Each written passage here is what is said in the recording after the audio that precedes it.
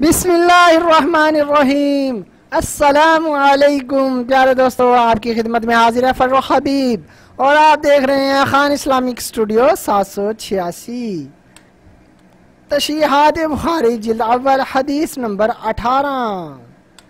حضرت عبیدہ بن صامت رضی اللہ عنہ جو ایک بدری صحابی ہیں کہ بدر کی لڑائی میں حاضر ہوئے تھے اور عقبہ والی رات اپنی قوم کے نمائندوں میں سے ایک نمائندہ تھے، وہ فرماتے ہیں کہ جناب رسول اللہ صلی اللہ علیہ وآلہ وسلم نے اس وقت یہ ارشاد فرمایا جبکہ آپ صلی اللہ علیہ وآلہ وسلم کے ارد گرد آپ صلی اللہ علیہ وآلہ وسلم کے صحابہ کی جماعت بیٹھی تھی کہ تم اس بات پر میرے ہاتھ پر بیعت کرو کہ تم اللہ تعالیٰ کے ساتھ کسی چیز کو شریک نہ بناؤ گے، نہ چوری کرو گے، نہ زنا کرو گے، اور نہ ہی اپنی اولاد کو قتل کرو گے، اور نہ ہی تم کسی پر کوئی ایسی تہمت لگاؤ گے جس کو تمہارے ہاتھ اور پاؤں نے گھڑ لیا ہو، اور نہ ہی کسی نیکی کے کام میں میری نافرمانی کرو گے۔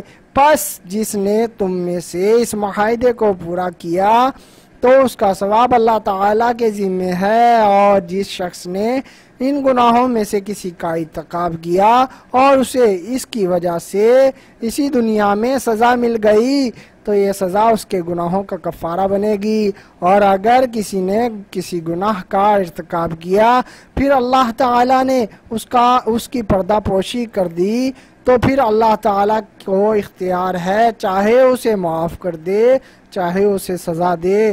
تو ہم سب نے اس معاہدے پر آپ صلی اللہ علیہ وآلہ وسلم سے بیعت کر لی۔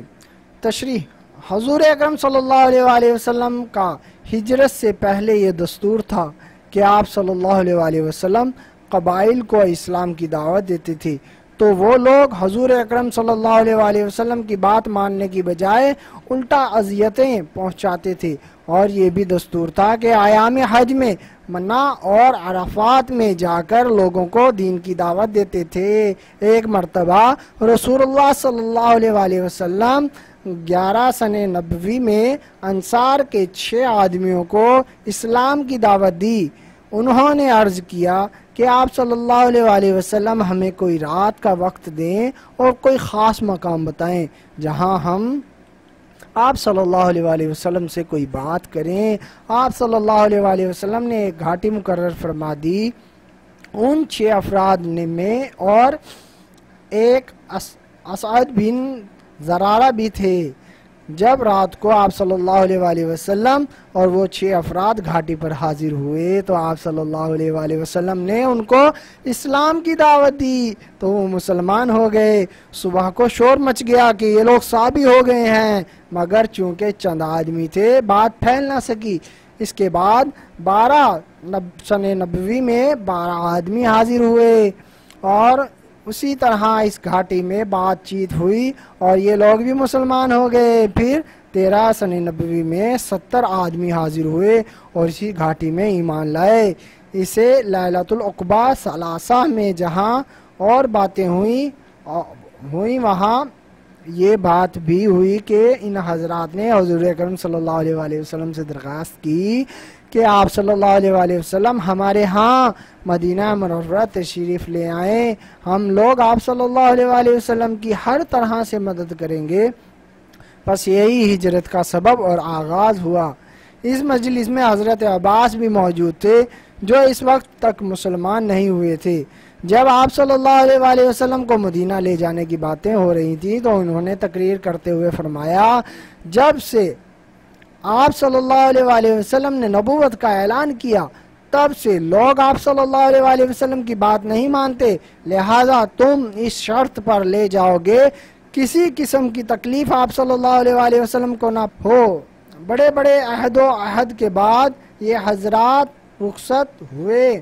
نقبہ سے وہی لوگ مراد ہیں جو موسم حج میں پوشیدہ طور پر اس گھاٹی میں اسلام لائے، اور لیلۃ العقبہ وہ رات کہلاتی ہے جس میں یہ سب لوگ جمع ہوئے تھے۔ اس تمام واقعے سے حب انصار کا پتہ چلا کہ ان لوگوں کو آپ صلی اللہ علیہ وآلہ وسلم سے کتنی محبت تھی، جس کی بنا پر ان لوگوں نے آپ صلی اللہ علیہ وآلہ وسلم کو اپنے پاس بلایا۔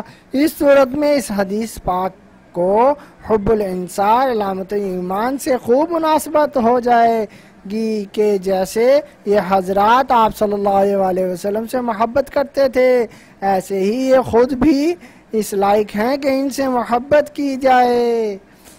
پیارے دوستو، مزید اس طرح کی ویڈیوز دیکھنے کے لیے چینل کو سبسکرائب ضرور کر دو اور بیل آئیکن بھی دبا دو تاکہ ہمارا رابطہ بنا رہے۔ ویڈیوز کو لائک اور شیئر بھی کرو۔ اللہ آپ سب کو خوش رکھے، آمین، جزاک اللہ۔ اللہ کمی پیشی معاف فرمائے، آمین، جزاک اللہ۔